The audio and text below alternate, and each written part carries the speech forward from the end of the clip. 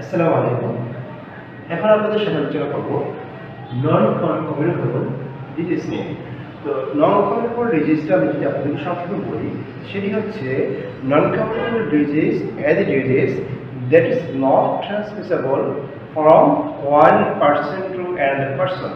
অর্থাৎ এক কথায় একজন মানুষ থেকে অন্য একজন মানুষের মধ্যে যেই রোগগুলো ছড়াতে পারে না বা ছড়ায় না, সেগুলোকে বলা হয় নন কমিউনিকেবল ডিজিজ।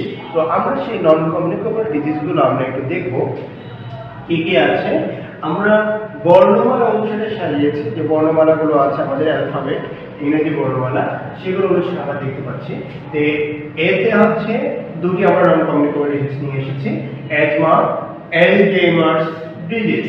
এরপরে আমরা সিটি দেখেছি ক্যান্সার, সিটি আরেকটি ডিজিজ দেখেছি কার্ডিওভাস্কুলার ডিজিজ, অর্থাৎ হার্টের যত রকমের ডিজিজ রয়েছে সেগুলো হচ্ছে কার্ডিওভাস্কুলার ডিজিজ। যেমন কি একটা অন্যতম একটি হচ্ছে HTN, অর্থাৎ হাইপার টেনশন, যেটি সেটি হচ্ছে নন কমিউনিকেবল ডিজিজ। এরপর হচ্ছে আমরা দেখছি chronic kidney disease. Chronic kidney disease এটি হচ্ছে CKD, সংক্ষেপে এটিকে CKD বলা হয়। এরপর হচ্ছে ডায়াবেটিস।